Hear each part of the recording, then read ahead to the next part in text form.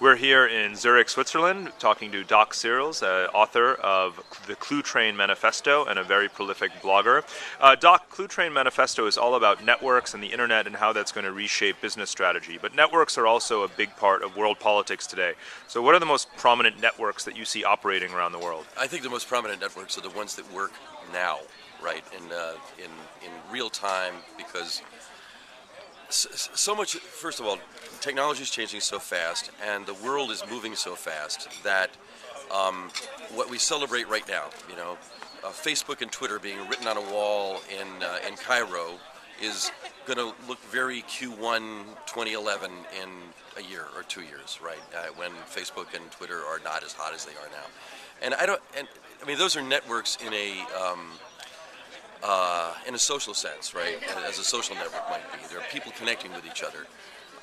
But I think that the older networks, the phone networks, the broadcast networks, these are adapting as well. Not all at the same speed, not all in the same way, not always in the most intelligent ways, but they are adapting. So for example, is Al Jazeera a network?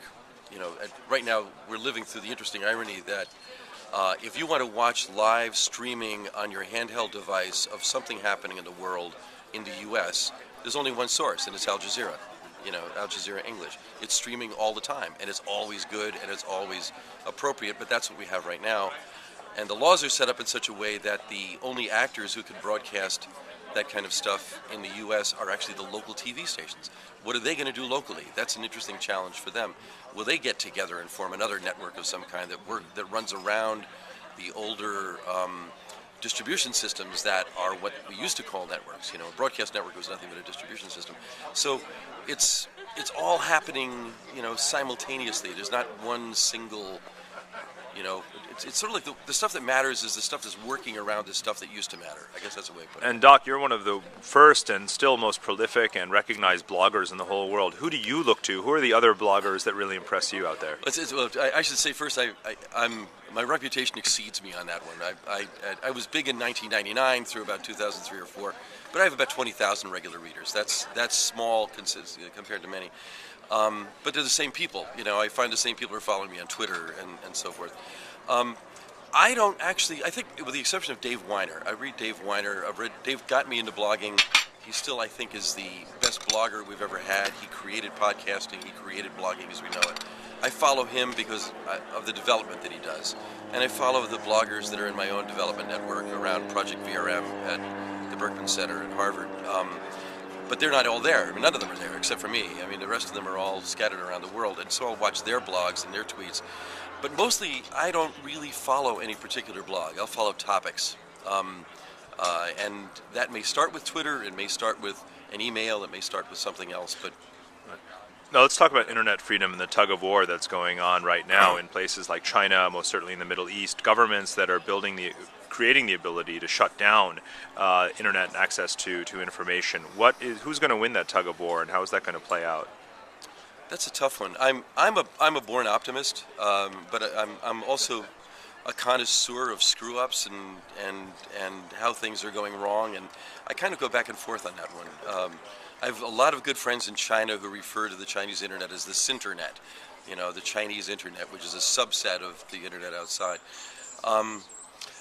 I think the net's protocols win in the long run. I think that the end-to-end nature of the original internet protocols that Vint Cerf and Bob Kahn and these other guys created in the 80s that are non-proprietary, that are what we in the open source world, because I also write for Linux Journal, call NEA, which means nobody owns it, everybody can use it, and anybody can improve it. Those principles are embodied in the original protocols of the internet. I think those win in the long run, but they also mean that it's always going to be protean. It's always going to be embryonic and never quite finished, which is also a cool thing. Now, your own work has moved away from customer relationship management towards vendor relationship management. Tell us about that. Yeah, so when we wrote the Clue Train Manifesto, I'm best known as the guy who said markets are conversations, which has become kind of a rallying cry of exactly the people we were protesting against, which are marketers. The great irony is that Clue Train became this Bible of marketing, when in fact it was an anti-marketing document in the first place. what the most important line was not Markets and Conversations. It was one that Chris Locke wrote that comes above the 95 Theses in Clue Train that says, "We are not seats or eyeballs or end users or consumers. We are human beings, and our reach exceeds your grasp. Deal with it."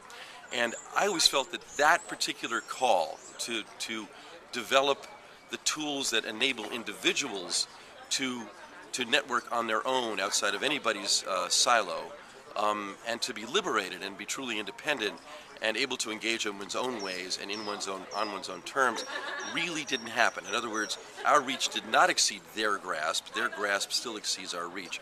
We're seeing that now with Facebook and with Twitter, as good as they are. Apple as well. They're very proprietary. We don't have the full freedoms that we ought to have there. And my feeling has always been, as a business guy, that we really need to equip demand to drive supply and not just always have supply messaging at demand and making guesses about what demand might want. That's a very inefficient thing to do. And right now is a propitious time because enormous amounts of money are being spent on more and better guesswork, tracking people's digital dandruff that they leave around the net and making interpretations on this. They all suck. They're all bad. Okay, trust me on this. Even Google, even Amazon, as good as they are not very good at guessing at what you want, but you know what you want. How do you get your tools for driving the vendors in your own way? So that's what we're working on. There are a lot of developers working on that. I just encourage it. Doc Searls, champion of the human-centered internet. Thanks for joining us on Foreign Policy. Thank you, too.